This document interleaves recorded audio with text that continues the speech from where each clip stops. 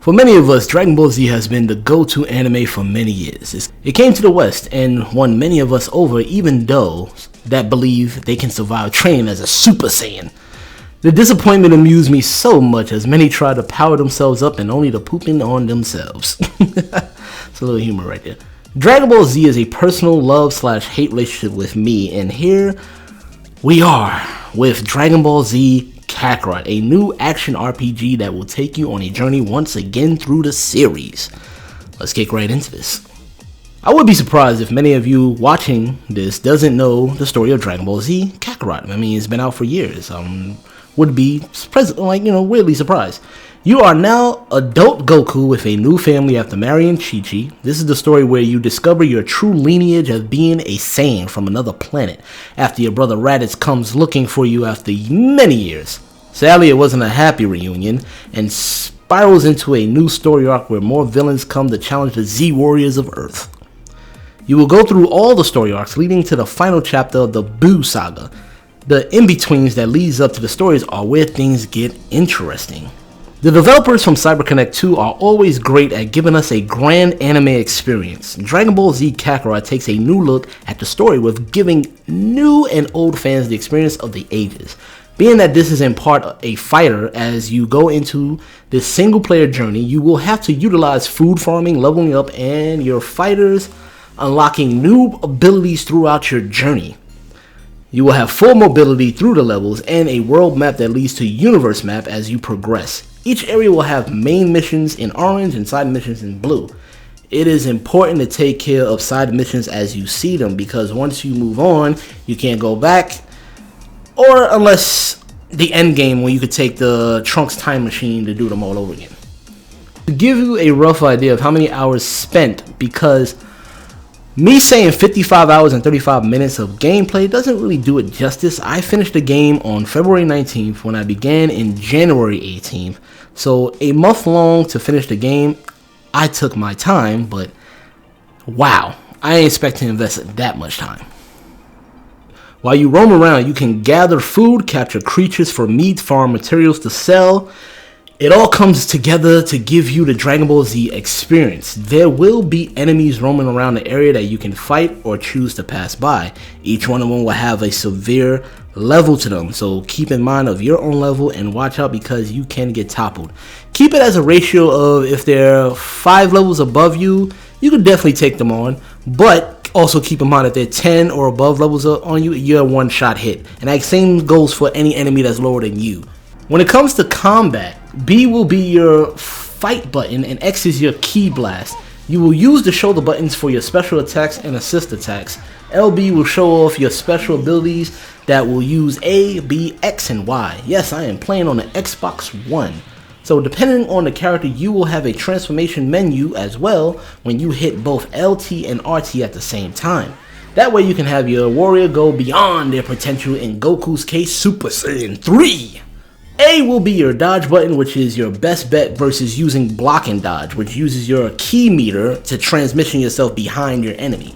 I definitely recommend using just the A button to dodge because, like I said, no meter burn, and it's the best way to do it if you time it just right, and you can cause a slowdown with the other enemy, and that way you can topple them and do whatever you need to do. Another grand feature that I appreciate if you do it right is the tug of war between key blast or your special meter. For example, a Kamehameha versus Gallic Gun at the same time will have you pound X to see who comes out the victor. Little things like that are fun. All in all, it flows well between cutscene to gameplay, so be ready to have your controller in hand at all times while you watch. The side missions are vast and you can build new vehicles, upgrade your food menus, which is important to have before each battle. You can't eat during the fights, but plan ahead. You can always eat before you get into a scenario and it'll give you a boost of energy, strength, defense, what have you.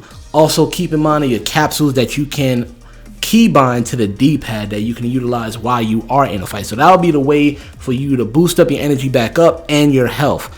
The skill tree goes in different categories and it was tough at first to understand it as I was trying to place characters where I thought they would fit. This is where you will have to play around with each and every character. Also connect with the right people to get an extra bonus. You have your Z Fighter tree, you have your God tier tree, Adventurer, Cooking, what have you. They all will connect and help you battle out better in the world. Then you have your base skill tree for each fighter, which you will have your abilities and your actual skill tree. This is where things get interesting, and all your fighters will have this, so keep in mind that you have to go around certain areas in the map and go into training mode to unlock new abilities. They only will unlock if you have enough D medals and of course experience orbs, as well as the level that you're at. You won't be able to do certain training unless you unlock that certain level. And throughout the world there are a lot of ability orbs that you will have to gather, so if you're flying around, try to get as many as possible because they will help you get your experience. Yes, there are Dragon Balls in the game, because how can they not be in there? You collect all the 7 Dragon Balls to summon Shenron for your wish. It is weird, as you can wish for resources and money or refight other enemies better to gain experience. So the Dragon Balls are pretty limited, but they're there. The world is beautiful and takes attention to detail, especially when you can fly around and take it all in. You can visit all the locales that you can recognize, from the Red Ribbon Army old base to the World Tournament field, even meeting old characters who are now grown up make an appearance. My inner Goku kicks in as I keep getting fascinated by the food being made in the game. It all looks so good, and the developers did a great job to attention to detail, especially when you have Piccolo in your party and all he has is a glass of water. Dude didn't eat food, only drinks water in anime, and I appreciate y'all keeping that attention to detail. The music brings everything in full circle, as they have a lot of the original score, even in the opening sequence when you start up the game. Sadly, I can't play it or I might get copyright striked. Now, this is an unpopular opinion, but I do enjoy the dub versus the sub. You have a choice between the original voice acting or the English voice acting.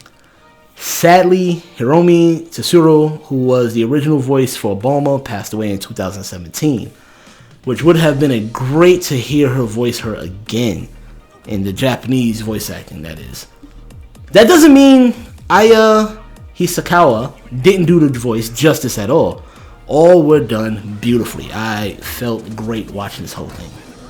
Honestly, the only nitpick that I have with the game is the limited tutorial in teaching you how to play. There is a lot of information that could have been useful early on, but the tutorial felt half-assed. Even when it comes down to the skill tree, you unlock things, but nothing tells you that you have to go into the character area itself and activate the abilities. So I advise everyone to play around with all the adjustments, go into everything, even the encyclopedia, learn this game through and through, because it does not let you know anything, especially when I said about the side missions. If you do not do them, you will lose them unless you get to the time machine at the end game, which is a lot more content, so that's up to you. If you want to rush through it, that's on you. I'll let you decide that. Even though the story has been done so many times on many different platforms, I had a blast, and it kept me going. There's a lot of replay value here, and added bonus of future DLC, which I hope they go into the Super franchise.